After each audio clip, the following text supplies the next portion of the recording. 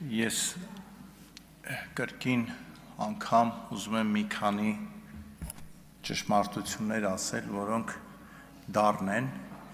Ես այս ճշմարտությունները պարտավոր եմ ասել, որովհետև այն վիճակում, այն հոգեբանական, բարոյահոգեբանական վիճակում, որ գտնվում է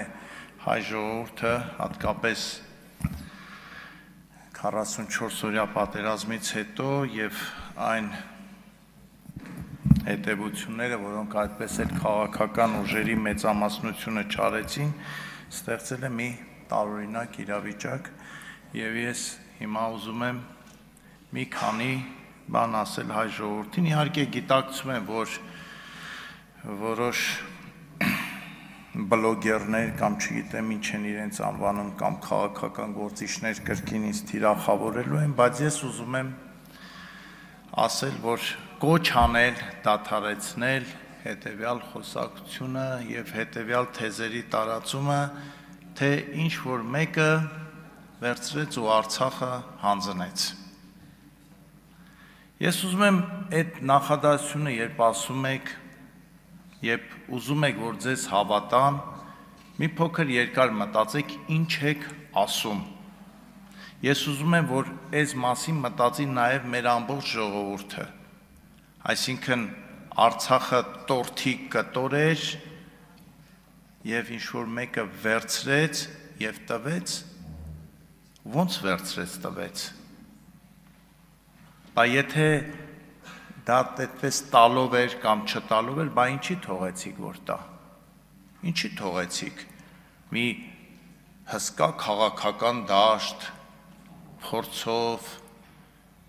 ես սիրելի հայրենակիցներ, ես այս ամեն ինչը ձեզ ասում եմ, որ գոնե օգնեմ մի կաթիլ, որ սուտը, կեղծիքը, թույնը,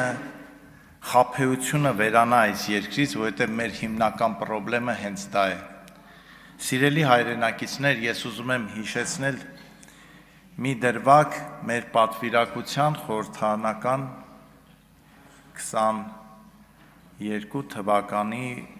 վերջին ջերմուկյան Վարդենիսյան դեպքերից պատերազմական մարտական գործողություններից հետո, երբ որ Իրանում հանդիպեցինք լուսահոգի իրենց Աբդուլլահյանի հետ, արտգործնախարարի, նա մի այսպիսի նախադասություն ասեց։ Ասեց, ես վերցրեցի հեռախոսը եւ զանգեցի Բաքու ու ասացի անմիջապես դադարեցրեք պատերազմը։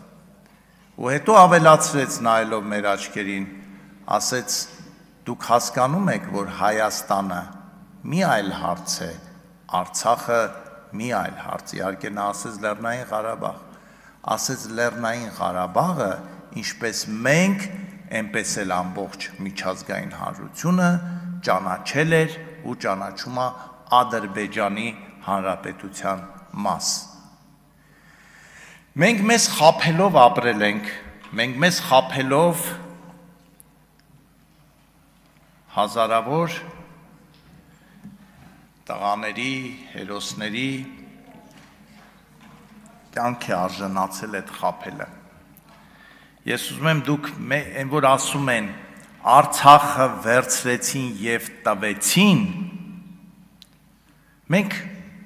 որևէ մեկը չէր կարող Արցախը վերցնել եւ տալ, եթե այն մերը լիներ։ Մերն էր, մեծ հայքի մի մասն էր, այնպես ինչպես Գանձակը, այնպես ինչպես Ղազախը, այնպես ինչպես Թովուզը, այնպես ինչպես Իգդիրը, այնպես ինչպես Մուշը, որոնք մի ժամանակ եղել են մեծ հայքի մի մասը։ Բայց այդ մենք գիտենք ու մեզ է դա հետաքրքիր եւ որևէ մեկին, այդ թվում Ռուսաստանին, Իրանին,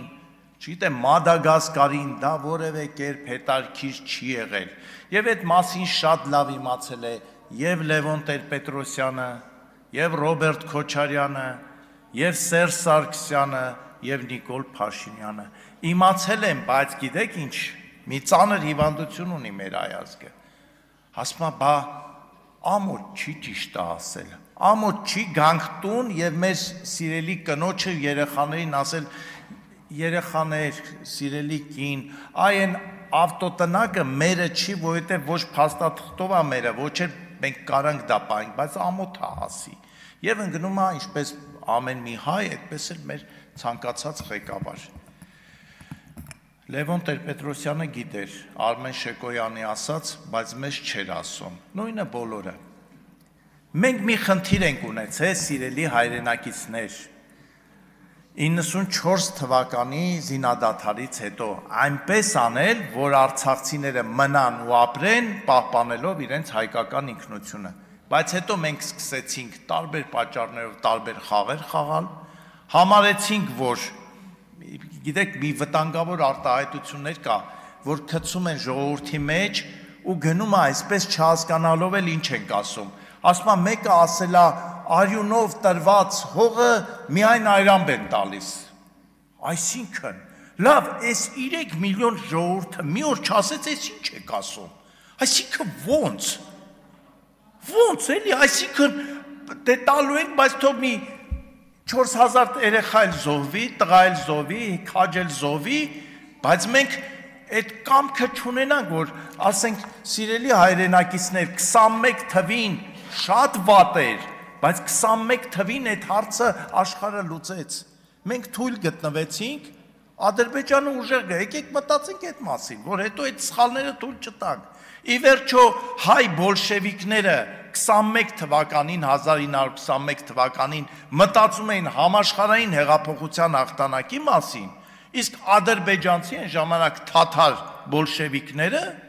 մտածում էին Ադրբեջանի մասին։ Եկեք այս մասին մտածենք, որովհետև հիմա մենք նորից մտածում ենք, չգիտեմ, համաշխարհային այսինչի հաղթանակի մասին, մեր հարևանները մտածում են իրենց հաղթանակի մասին։ Եկեք այդ մասին էլ մտածենք։ Ու այս խոսակցությանը վերջ տանք, ես ինչը հանձնեց, այն ինչը չհանձնեց։ Եթե Սերժ Սարգսյանը կես տոկոս կամ 10% անգամ իմանար, որ վերահաս պատերազմում մենք գոնե ինչ-որ մի հաջողություն ենք ունենալու, ինքը 18 թվականին չէր ճողոպրի իշխանությունից։ Ես ուզում եմ, որ հայ ժողովուրդը իմանա ու քաջ իմանա, որովհետև իրենք իմացել են, որ պատերազմը անխուսափելի է, որովհետև իրենց ամեն տեղից ասել են, որ պատերազմը անխուսափելի է, իսկ իրենք կանխելու փոխարեն փախան, մի հատ ծուղակել անփորձ նոր իշխանության առաջ դրեցին, վստահ լինելով, որ իրենք էլ են հայ եւ ընկնելու են այդ ծուղակը, անդադար ասելով, սրանք եկել են, որ Արցախը տան,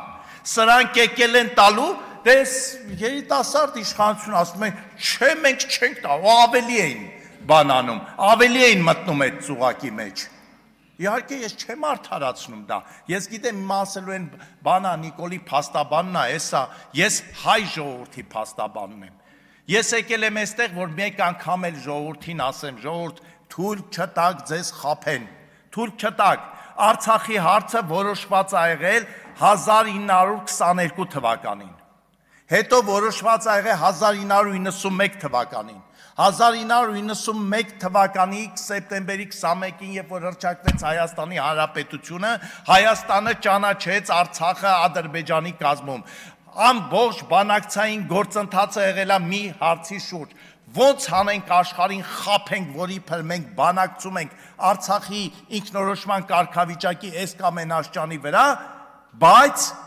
ձգենք էլի, միջև տենանք ով ինչ է ասում։ Այս է եղել իրականությունը, սիրելի հայ ժողովուրդ, եւ ով կգա այստեղից կասի, որ դա այդպես չի եղել, ինքը առաջին է իր խղճի առաջ պատասխան տա կամ կարող է իրոք թյուրիմացության մեջ է, որովհետև իրոք կան падգամավորներ, իրոք որ հավատում են, որ մենք Հայաստանը կարար դեմ դուրս գալ Ռուսաստանին, Իրանին,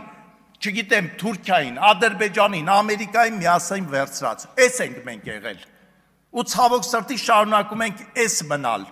Երբ որ անկեղծ խոսակցության փոխարեն մի փոքր շեղվեմ, այսօր Գառնիկ Դանելյանը շատ ճիշտ որոշ գնահատականներ տվեց այսօրվա իրականության։ Եկեք մտածենք, այս մեր ներքին գրաքննությունը որն է, որ մեկին զորամաս ենք թողում, մեկին չենք թողնում։ Դա էլ է, չէ խոսում, կամ ես հիմա էլ ժամանակը լրանում է, մի կոչ եմ անում եւ վարչապետին եւ եկեղեցուն։ Վարչապետին խնդրում եմ առժամանակ քանի որ իր խոսքը միշտ ընկալվում է որպես պետության, իշխանության խոսք, եկեղեցու վերաբերյալ որևէ հայտարարություն չանի, բայց եկեղեցուն էլ կոչ եմ անում հանուն հայ առաքելական եկեղեցու։ Շատ արագ կողմնորոշվեք, ներքին փակ ժողով արեք, ու եթե մի քիչ կես աշճան սիրում եք հայ առաքելական եկեղեցին, հրապարակային ձեր ժողովներից հետո պատասխանեք հնչող մեղադրանքներին եւ հետեւություն արեք։ Հետեւություն արեք, որովհետեւ շատ ներողություն եմ խնդրում, կես րոպեով ավարտեմ, այս գիշերը պատահաբար այդ էջը բացեցի, որովհետեւ հետո հասկացա, որ այս պիտի ասեմ ես։ Պողոս Առաքյալի թուղթը գաղատացիներին մի հատված կա, ասում է եղբայրներ,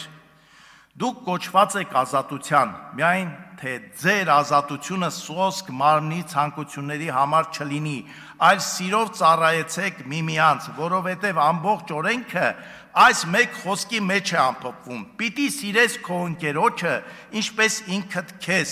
իսկ եթե միմյանց խածոտեք եւ հոշոտեք, զգուշ եղեք, գուցե թե միմյանց ոչնչացնեք, եկեք միմյանց չոչնչացնենք։ Չմոռանաք հավանել տեսանյութը և բաժանորդագրվել Civic AM-ի YouTube-յան էջին։